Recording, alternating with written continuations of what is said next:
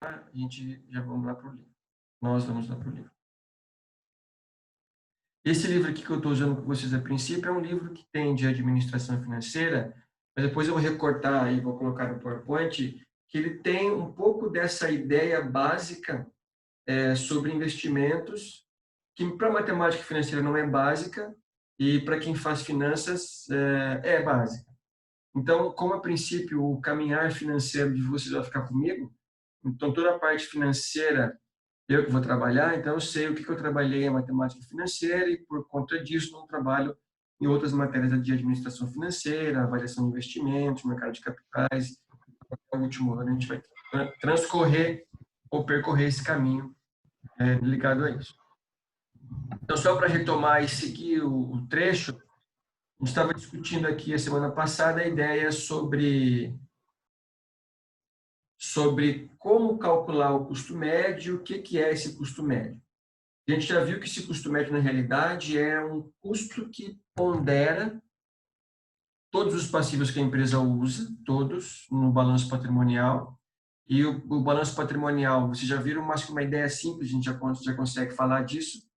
O balanço indica para vocês os ativos e os passivos. Os ativos representam o destino do dinheiro que a empresa usou, se ela colocou em caixa, se ela colocou em estoque, se ela investiu em duplicatas, que é a venda a prazo, o quanto ela tem investido em imóveis, veículos, e aí sim vai, eu fecho cada conta do ativo, somo o total do ativo, vai ter a contrapartida dos passivos, que significam as origens do dinheiro que a empresa usou. Todo passivo tem que ter uma origem e um destino, todo dinheiro tem que ter uma origem e um destino, senão eu não consigo comprovar quem é quem, né? De onde veio e de onde foi, e para onde foi. Isso todo mundo tem que comprovar, mesmo pessoa física, nós, no caso, quando a gente, para quem tem que declarar imposto de renda, quem ganha mais de 1.000 e poucos por mês, que declara, tem que demonstrar todo o dinheiro que ganhou, o salário, por exemplo, o que você fez com o dinheiro, o que você comprou, onde você investiu, e para ver a compatibilidade das coisas. A mesma coisa vale para a empresa privada, pessoa física, porque discute também a ideia sobre ativos e passivos, que é o dinheiro. Então, isso você já tem uma ideia básica sobre o como a gente vai usar a matemática nesse caso. E é bom que vocês entendam isso por uma razão simples. Entendendo isso e entendendo a situação, todo mundo consegue compreender a matemática financeira não de um modo isolado. Isso aqui é um exercício que eu faço assim. Não.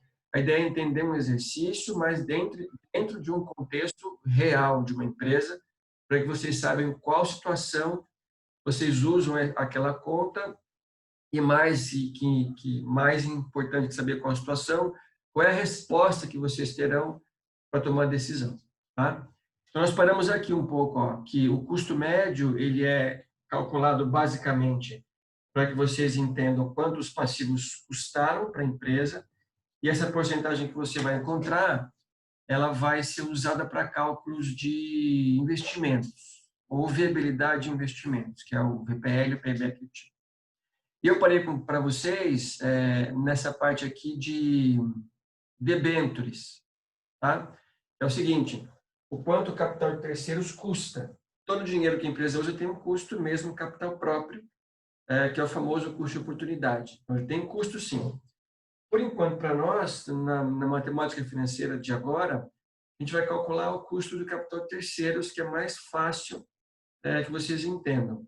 O capital próprio tem uma formulação um pouco mais complexa, que a gente vai deixar lá para a administração financeira. Mas a debênture tem uma finalidade que trata... Opa, eu coloquei errado aqui a página. Que trata sobre... É uma fonte de financiamento que a empresa tem, debênture. Ela vai definir os papéis, vai definir os prazos e vai definir o custo que ela vai pagar para quem vai investir. Peraí que eu coloquei o botão errado aqui, saiu da página. E aí, gente, a gente começou a discutir o custo da debênture e eu vou explicar para vocês agora o custo depois do imposto de renda, que é um cálculo a mais que eu faço. Que esse imposto de renda ele vale tanto para quem investe, mas também para quem financia, que é esse cálculo aqui. Aqui é o cálculo da debênture que a gente estava discutindo ontem, que é um tiro ao contrário, e aqui é um cálculo do imposto de renda. Vamos pensar o seguinte, ó. Quando eu digo que alguém fez um investimento e esse investimento gerou lucro, e esse lucro, ou a partir desse lucro, a empresa precisa pagar imposto de renda, todo mundo entende, concordam? Então, se eu faço um investimento de um produto que não é isento de imposto de renda, como a poupança, por exemplo, eu preciso pagar uma porcentagem do que eu ganho, ou do que eu ganhei. Por exemplo, eu investi em ações e eu ganhei R$ 100 desse investimento. Investi 1.000 e ganhei 100. Então, quando eu for vender esses papéis e apurar esse lucro, eu tenho que pagar uma porcentagem de lucro desses 100. Essa é a ideia. Isso é imposto de renda para investimento. Agora, alguém já ouviu falar em cálculo de custo do empréstimo depois de imposto de renda? Yes or no? Deixa eu ver melhor aqui. Quem está aqui? Sim ou não? E a ideia básica é a seguinte, ó. Todo mundo entende o que é o DRE? Já. Deixa eu mudar de página aqui. Ó, vou explicar esse custo do imposto de renda. O DRE é um instrumento que a empresa tem, junto com o ativo passivo, que vai mostrar o resultado que a empresa teve. Vou fazer uma ideia bem básica aqui para que vocês entendam. Tem uma fábrica de sapato, tá? E aí, da minha fábrica de sapato, eu preciso calcular se eu tive lucro ou prejuízo. Para calcular se eu tenho lucro, se eu tive lucro ou prejuízo, em termos contábeis, eu preciso calcular tudo usando cada conta com seu respectivo valor. Porque se a gente pensar grosso modo, numa visão simples, se eu vendi 1.000 e eu gastei 100, ou melhor, gastei 300, o lucro foi 700. Então, você ganhou um valor, descontou o que você gastou, o que sobrou é seu lucro. Mas na contabilidade existe uma diferenciação entre venda bruta, venda líquida, o que é imposto, o que é um custo, o que é uma despesa e assim por diante. Então, eu vou explicar uma coisa para vocês bem básica, só para que vocês entendam como usar um cálculo financeiro da matemática para calcular imposto de renda. Para que vocês não entendam uma fórmula, mas não tenham a real ideia de quando ou em que situação vocês usam essa fórmula. Então, vamos na minha fábrica de sapato e eu fabrico sapato. Então, eu compro matéria-prima, então couro, borracha, linha, aviamentos, cadarço, assim, e eu vou fabricar os sapatos e vou vender. Nesse processo de produção, eu tenho que separar o que é o famoso custo e o que é uma despesa. Só para que vocês entendam a grosso modo, pensem no seguinte: para uma fábrica, tudo que você gasta diretamente na produção do seu produto é um custo. Então, assim, tudo que eu gastar para produzir o sapato, então a matéria-prima que eu comprei e usei para fabricar o sapato, o salário do pessoal da fábrica, o estoque que você comprou, depreciação das máquinas, aluguel da fábrica participado, tirado um pouco, eles são custos.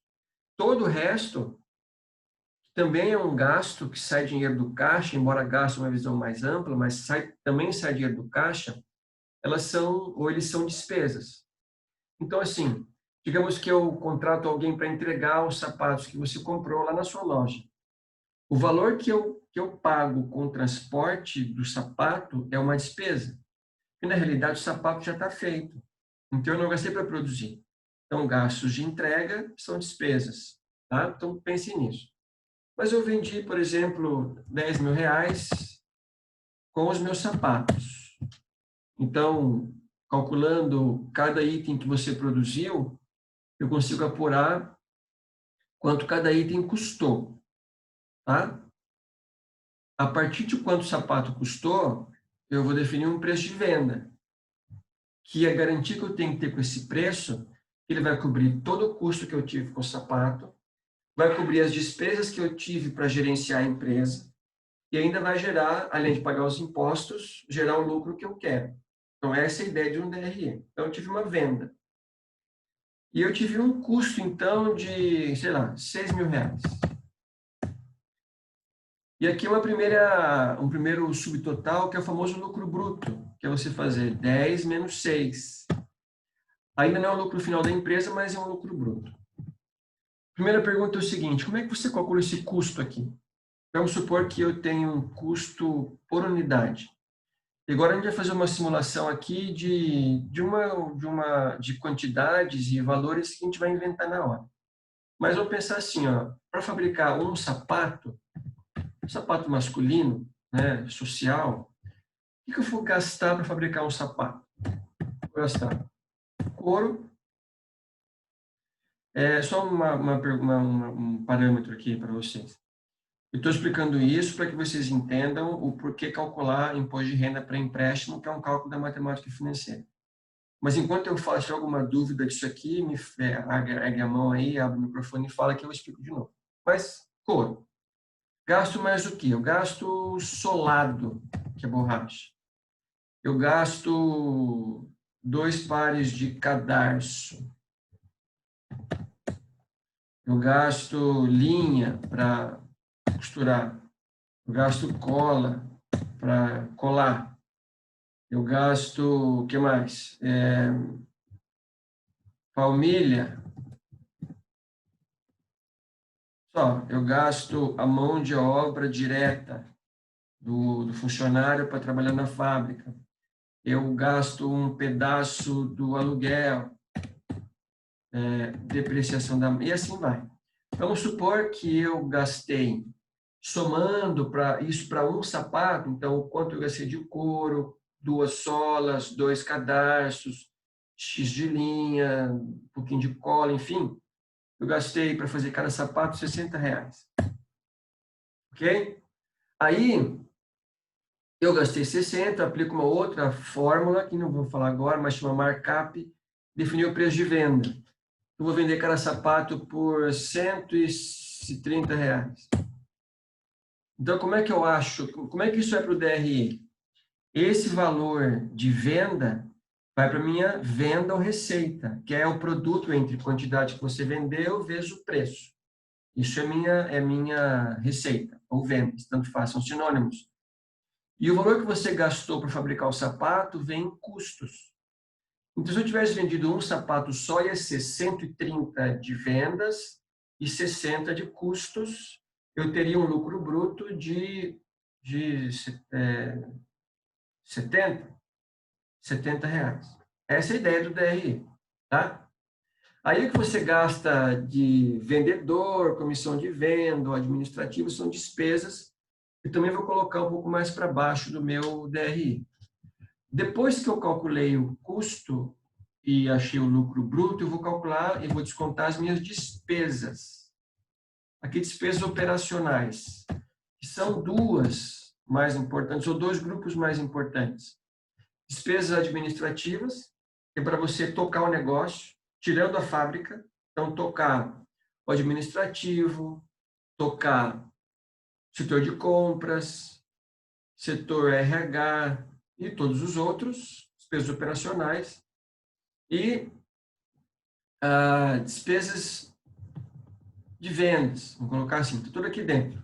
Vamos colocar aqui, a minha despesa deu R$ 2.000, não, menos, R$ 1.500. Aqui eu tenho uma coisa que vai chamar laje, que é o meu 4.000 menos o meu 1.500. O laje é uma abreviação de lucro antes dos juros e imposto de renda. Ok? Lucro antes dos juros e imposto de renda. Quem que é esses juros? Lembra que vocês calculavam os juros lá no juro composto ou no simples, mas como é uma situação prática no juro composto, de empréstimos? Olha, a empresa fez o empréstimo de X, vai pagar lá no momento futuro Z. Quanto que ele pagou de juros? Aí você calculava. Esse é os juros que você paga de empréstimos, ele vai vir aqui no DRE, tá? Vamos supor que você teve de juros R$ 380, juros. Como eu tirei o J, eu tenho aqui meu LAIR, que é o lucro antes do imposto de renda. Então, 2.500 menos 380, eu tenho 2.120. O imposto de renda é sempre uma porcentagem do lucro, nesse caso do LAIR, que depende muito do regime tributário que a empresa está enquadrada. A gente não vai ver isso agora, porque não é nosso objetivo, mas toda empresa que tem lucro paga imposto de renda. Ok? Vamos imaginar que ela paga do lucro do LAIR 15%. Então, se a minha alíquota de imposto de renda é 15%, e eu tive um lucro de 2.120, vou pagar de imposto de renda 2.120 vezes 15%, que vai dar 318. E aí eu tenho o lucro líquido. Quem que é o lucro líquido? É o que você pagou, é o que você tem de sobra depois de pagar tudo. Então, esse lucro líquido aqui, se a empresa é sua, você pode reinvestir na própria empresa, sei lá, comprar máquina, pagar conta, comprar mais estoque, fazer algum tipo de investimento para a empresa, ou, já que a empresa é sua, saca o dinheiro para você, sai do caixa, obviamente, como lucro pago. Né? Se fosse uma empresa SA, seriam os dividendos. Tá? E o que fica vai como lucro retido. Agora, onde que vai entrar o empréstimo aqui, que é o nosso foco principal? Agora me acompanha aí o raciocínio. Todo mundo sabe ou entende que qualquer tipo de empréstimo que o banco cobra uma taxa, uma alíquota, eu tenho que pagar juros. Os juros que a empresa paga, para fins de apuração do resultado, ele aparece no meu DRE, tá? Aparecendo aqui, ó. Agora pense em uma coisa comigo em termos matemáticos. Eu posso afirmar que o fato de ter pago juros reduziu um pouquinho o que eu paguei de imposto de renda?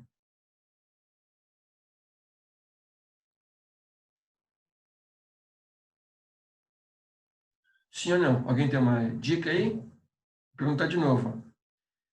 A gente consegue afirmar, vou ver se dá para entender aí, que o fato da empresa ter pago juros reduziu o valor que ela pagou de imposto de renda? Dá para entender isso? Por exemplo, ó, se não tivesse, eu paguei de imposto de renda 318, porque eu tive um lucro de 2.120 e paguei 318. Vou até anotar aqui, ó, 318. Se eu não tivesse pago esses juros aqui, não porque eu soneguei, mas eu não fiz nenhum empréstimo, não paguei nenhum juros, eu pagaria de imposto de renda 375. Porque como os juros reduz o meu lucro tributável, que é o LAIR, o valor que eu pago de imposto de renda passa a ser um pouquinho menor. Então, agora eu vou fazer uma afirmação e uma pergunta ao mesmo tempo.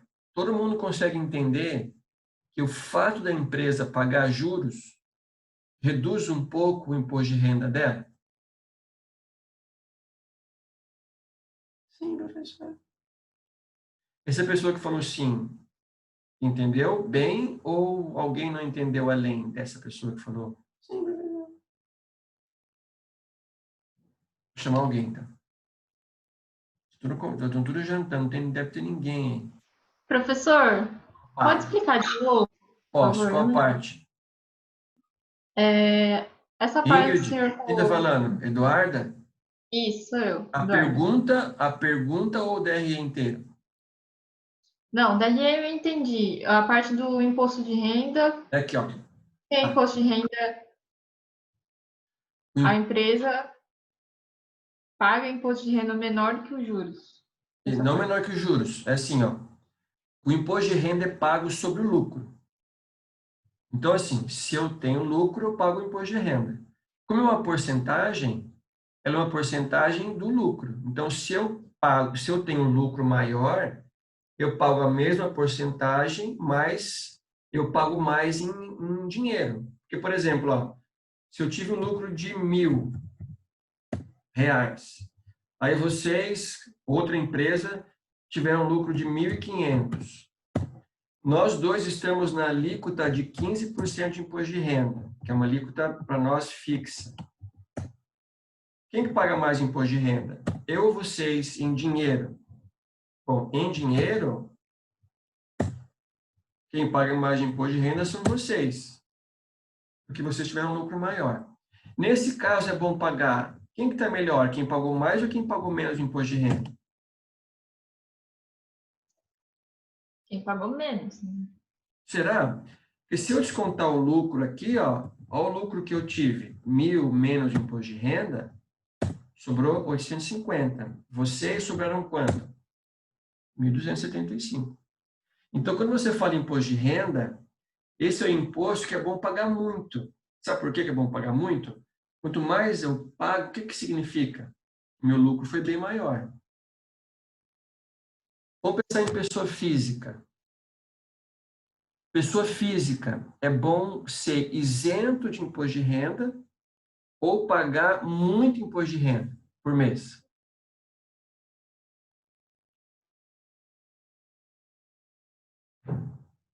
Eduardo, abre o seu microfone para você me ajudar a perguntar, senão eu vou me sentir muito sozinho aqui. Isento? Segura aí que tem um chat aqui. Vamos ver quem que respondeu. É melhor você não pagar, né? Então vamos ver, ó. É melhor pagar imposto de renda, porque esse imposto de renda, o que que significa isso? Para você ser isento, é porque você ganha pouco por mês. Eu acho que o limite no Brasil é 1.900 e pouco. Então, para quem ganha, vamos supor que seja, para quem ganha até 1.900 por mês, é isento. Então, se eu ganho 1.300, eu não atinjo o teto, não pago imposto de renda. Agora, quem ganha 5.000 reais, vai pagar imposto de renda, porque ultrapassou o teto. É bom você ser isento de imposto de renda ou pagar imposto de renda por mês?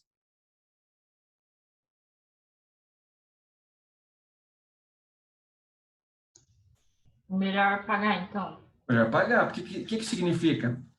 Que você ganha mais. Quanto mais Sim. você paga.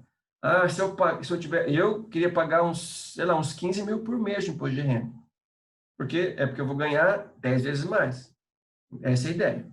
A mesma coisa a empresa. Se ela paga imposto de renda, é porque ela teve mais lucro. Se a gente fosse calcular o lucro final aqui das duas empresas, a minha e a de vocês, quem que tá melhor em termos de resultado? Vocês. Porque tem sobra 1.275 contra 850. E por que tem uma sobra maior? Porque o lucro foi maior. Apesar da alíquota ser a mesma, você aplica num valor maior ou menor da diferença. Então, quem tem mais lucro, paga mais imposto de renda. Quanto mais lucro a empresa tem, melhor. Então, imposto de renda tem esse comportamento. Não é bom ser isento, porque você ganha pouco para a pessoa física. A mesma coisa a empresa. Não é bom pagar pouco imposto na ordem que está hoje, porque significa que você tem um lucro mais baixo. Entenderam isso? Essa é a ideia básica. Então, quanto mais você fatura, mais você paga de imposto de renda. Essa é a ideia básica aqui. Por isso que, às vezes, a empresa sonega. O que é sonegar imposto? O que é sonegar? Por que as empresas vendem sem nota? Qual é o fundamento da empresa vender sem nota? Tem um chat aqui. Para não contabilizar, que é o Luan. Então, por exemplo, ó, se eu vendo sem nota aqui, vamos pensar que eu vou vender 2.000 sem nota. Vê? Vou copiar isso aqui para a gente ter um padrão, um parâmetro. Vou pagar meu custo aqui, vou botar aqui. Peraí. E aqui.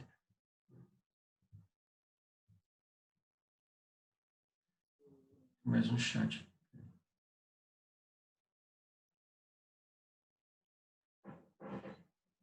Isso mesmo. Então, vamos dizer que eu vou... Aqui eu estou pagando 2.120 de imposto de renda. Vamos pensar que eu vou sonegar 2.000. Então, vai ficar 2.000 por fora, sem nota, que é um erro. Não vamos fazer isso no caso de vocês. Só como é que funciona. E aqui, então, vai cair para R$8.000. Nota que eu pago menos imposto. Deixa eu colocar o custo aqui. Eu pago menos imposto. Por que eu pago menos imposto? Porque o lucro foi menor. Concorda? O lucro é menor, sobra menos dinheiro para você. Mas aqui eu tenho um lucro menor não porque eu vendi menos, mas porque eu vendi sem nota. Tá? Então, essa é a ideia do lucro. Vou voltar para nós aqui dos juros, que é o que importa para a gente. De novo, essa ideia é uma ideia matemática. Não quer dizer que é bom pagar juros, mas quer dizer o seguinte: o fato da empresa pagar um pouco dos juros reduz o lucro base para calcular o imposto de renda, que é esse aqui, que é o LAIR. Então, se eu tivesse pago de juros 280, não porque eu soneguei, mas porque eu emprestei menos, ou fiz um empréstimo mais barato, isso implicaria em pagar um pouco menos de imposto. Concorda? Sim ou não? Sim. E se aqui diminui, eu tenho um lucro maior e pago mais imposto. Ó, de novo, se eu tivesse um lucro e pagasse 280 de imposto, eu pagaria 333. Não quer dizer que isso é ruim ou bom, é um fato matemático. É muito bom pagar menos juros, de repente. Devo menos. Mas aqui eu tenho um lucro maior e pago mais imposto de renda. Então, qual que é o fato concreto para quem paga juros? O fato da empresa pagar juros reduz o lucro tributável. Reduzindo o lucro tributável, a empresa, por consequência, paga um pouco menos de imposto de renda. Por isso, pessoal, só uma informação para vocês, quando a empresa é uma empresa SA, ela tem que pagar dividendos quando tem lucro. E os dividendos sempre são pagos por lei depois que a empresa pagou o imposto de renda. Porque se não fosse essa lei, eu pagaria o dividendo que eu tenho que pagar mesmo antes do imposto de renda, reduzo o lucro tributável e pago menos imposto para o governo federal. Tá? Então, eu tenho que pagar sempre depois. Mas o fato é o seguinte: juros pagos reduz o lucro tributável. Então, qual é a consequência disso? O fato da empresa pagar ou fazer algum tipo de empréstimo com juros melhora um pouco a situação fiscal, porque ela paga menos imposto de renda. Eu não estou dizendo com essa afirmação que é vantagem na ideia geral que a empresa deva muito e pague muitos juros. Não é isso. Estou dizendo que o fato da empresa pagar juros reduz um pouco o imposto de renda. Onde eu vou usar essa informação para vocês e já vou explicar por quê e perguntar se entenderam de tudo junto. Eu vou usar aqui, ó. Quando você calcula algum tipo de custo de empréstimo, por exemplo, no caso da debênture da aula passada, a debênture que eu vou criar, eu vou pagar para as pessoas juros. Né? Eu vou pagar R$20 durante X anos, eu quero 20 anos. Isso para mim é um custo que eu tenho que pagar. Mas como eu sei que esse custo reduz o imposto de renda, eu vou calcular esse custo do capital antes, mas o que vale para mim é o custo depois do imposto de renda. E tem outra fórmula que a gente vai fazer aqui embaixo, ó, que é, depois eu mostro essa fórmula para vocês, que é essa fórmula aqui, ó. Tá? É o custo deste imposto vezes, que é o RD, vezes 1 menos a alíquota da empresa do imposto de renda. Então, se eu tivesse lá 15%, 30%, eu colocaria aqui na decimal. Nesse exemplo aqui do livro, ele, para fins de cálculo bem simples, ele fala que é 40% de imposto. Então, como é que fica o meu custo depois do imposto de renda? Tenho que colocar 9,4, que nós calculamos ontem, vezes 1 menos 0,4, e dá 5,6. Ou seja, vou espetar meu fio aqui, peraí. Esse capital, ele custa para a empresa 5,6% após o imposto de renda. E esse é o valor que vai valer para você calcular o CMPC, que é o custo ponderado de capital, que é o que você vai usar lá para calcular o VPL e o PBEQT. Então, notem que uma coisa começa a amarrar a outra. E, na realidade, o que vocês têm que ficar atentos, isso eu só estou adiantando, todo mundo vai ver isso com mais calma, é entender quais são as repercussões que cada cálculo tem com as áreas da empresa. Nesse caso aqui, com a matemática financeira e a contabilidade. Porque o cálculo financeiro em si, eu vou usar para fazer, ou para ter essa informação de quanto isso custa, para calcular o CMPC e para avaliar se aquele investimento é viável ou não. Para resumir, o que significa isso aqui, essa conta? Significa que, de modo completo, o capital de terceiros, quando ele é um capital oneroso, ele precisa que a empresa pague juros, o pagamento de juros reduz o que a empresa paga de imposto de renda. Então, se eu pago menos de imposto de renda, é uma folga que a empresa tem pelo empréstimo, né? Pelo pagamento de juros. Então, na realidade, o custo real desse empréstimo reduz um pouquinho, porque tem uma compensação fiscal. Para vocês, tem que entender o seguinte, vou calcular um custo antes, mas o que vale para o CMPC é o custo depois do imposto de renda, que é essa fórmula aqui. Beleza? Primeira paradinha antes da primeira chamada aí, que faltam 3 minutos. Deixa eu voltar aqui para fazer uma pergunta geral para vocês. Ó, fechando o primeiro bloco. Nós estamos vendo custos, ok? Quanto o capital que a empresa usa custa. Essa é a ideia. Quanto o capital custa. Todo o dinheiro que a empresa usa tem custo, tanto capital próprio quanto capital de terceiros. Alguns passivos são não onerosos, por exemplo, salário.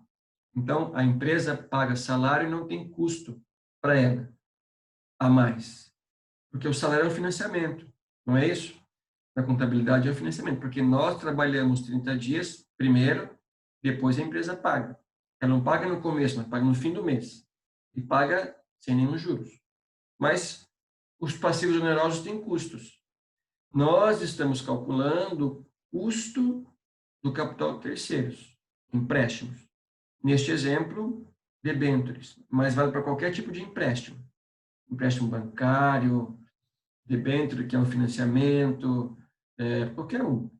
Cheque especial, cartão de crédito, não importa.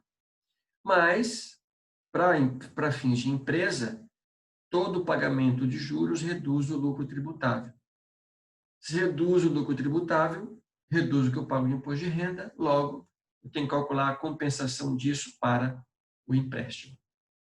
Essa é a ideia de por que calcular o custo do empréstimo antes, depois do imposto de renda. Está clara para vocês ou não? Essa ideia está clara ou preciso explicar mais uma vez?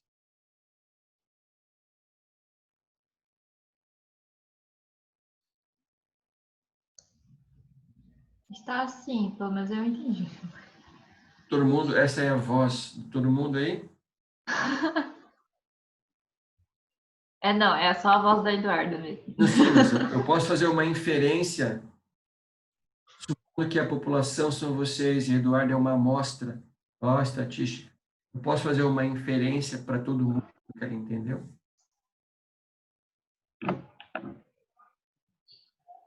Eu acho que sim. Todo mundo está jantando, nós estamos aqui nós dois, Eduardo, você acredita? Pois é, né? Estou achando que o pessoal foi jantar, comeu macarrão, bife Tem gente respondendo, professor. Hã? Tá claro, professor. Ah, Ingrid Couto comeu macarrão, engoliu rapidinho e agora falou, né? Não tem, tô vendo. Tô Não, sentindo eu tô com dor. Não, toma um... Na garganta. Ixi, pega um...